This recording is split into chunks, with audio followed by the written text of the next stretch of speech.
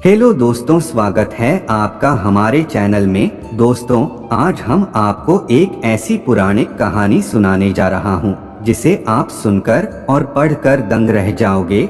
जी हाँ दोस्तों, आज हम आपको गणेश जी की कहानी सुनाने जा रहा हूं कि आखिर गणेश जी नौकर कैसे बने और किसने बनाया उन्हें नौकर, क्योंकि दुनिया में हम सब लोग किसी भी कार्य में उनको प्रथम दर्जा देते हैं, पर यह नौकर की स्थिति कैसे? दोस्तों, यह सब जानने के लिए आपको इस कहानी को अंत तक देखना पड़ेगा। तो चलिए दोस्तों, बढ़ते हैं कहानी में आगे। दोस्तों, यह बहुत समय पहले की बात है। एक दिन गणेश जी धरती पर सैर कर रहे थे।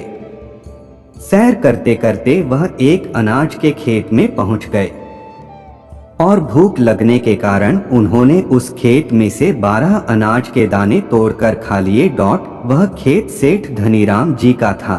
कुछ समय बाद विनायक जी को अपने किए पर पछतावा होने लगा, क्योंकि उन्होंने सेठ जी को बिना पूछे ही उनके खेत से अनाज चुरा लिया था। फिर गणेश जी ने सोचा कि अपने किए बुरे कर्म का प्रायश्चित तो करना ही पड़ेगा।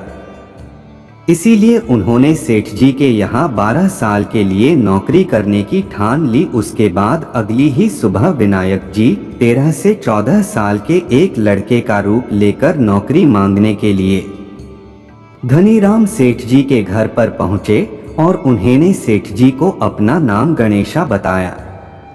विनायक भगवान की बुद्धिमानी की परीक्षा लेने के बाद सेठ जी ने खुशी खुशी नौकरी भी दे दी। अब गणेश भगवान एक सामान्य मनुष्य के रूप में सेठ जी के ही घर पर रहने लगे। एक दिन सेठ जी की पत्नी शाम के समय घर का काम खत्म करने के बाद राख से हाथ धोने जा रही थी।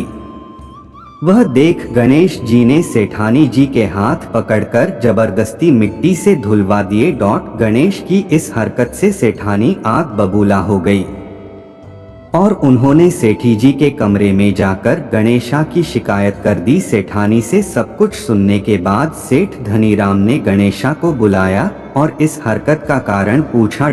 गणेश जी बोले कि सेठानी शाम के समय राख से हाथ धो रही थी और ऐसा करने से घर की लक्ष्मी नाराज होकर चली जाती है, इसीलिए मैंने उनके हाथ मिट्टी से धुलवाए।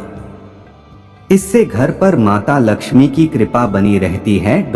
यह सब सुनकर सेठ जी ने सोचा, गणेशा की सोच तो बड़ी अच्छी है। उसके कुछ दिन बाद कुंभ मेले का शुभ अवसर आया।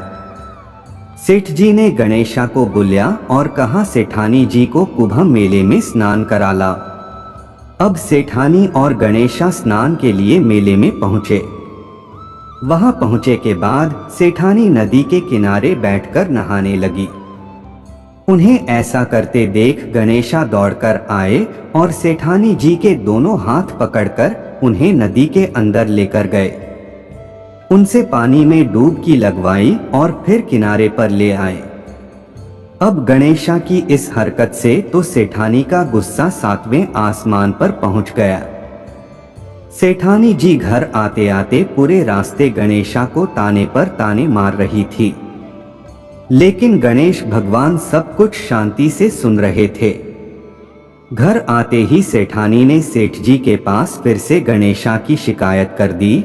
सेठ जी ने तुरंत ही गणेशा को बुलाया और पूछा, तुमने ऐसा क्यों किया?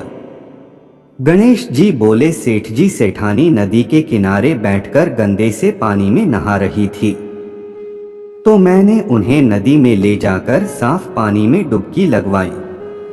ऐसा करने से उन्हें अगले जन्म में बहुत बड़ा राजपाट और वैभव मिलेगा। सेठ जी ने सोचा कि गणेशा के विचार कितने अच्छे हैं। मेरे परिवार का भला सोचता है।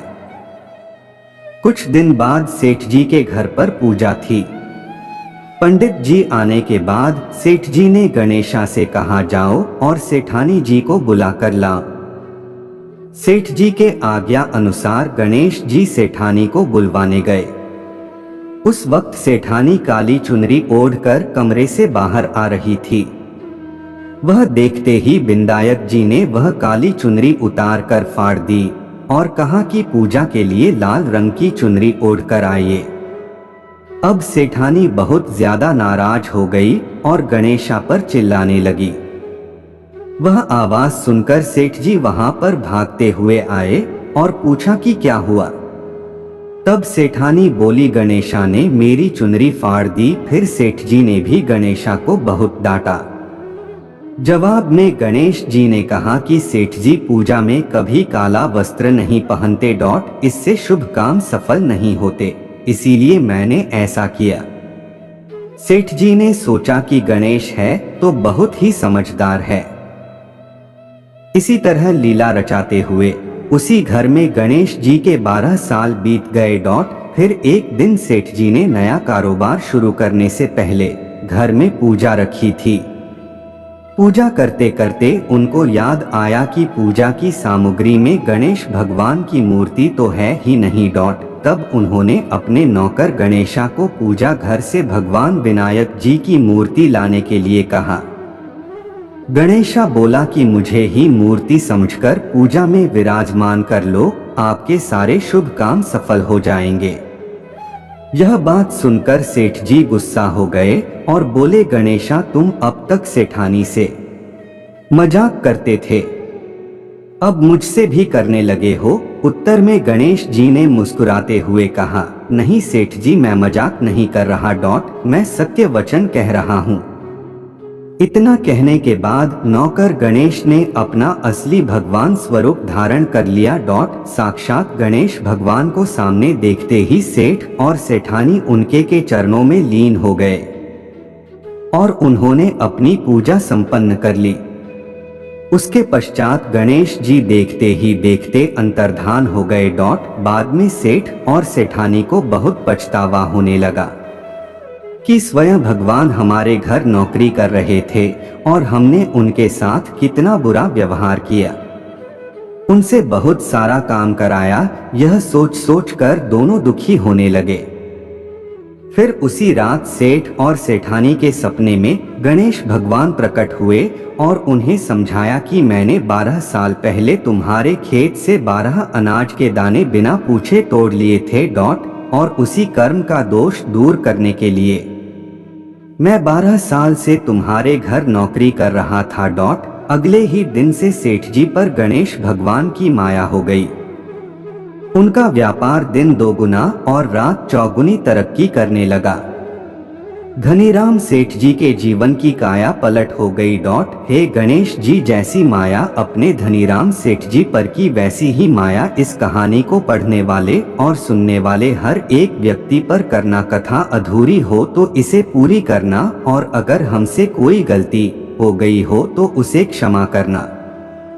दोस्तों, आपको यह कहानी कैसी लगी कमेंट करके जरूर बताएं।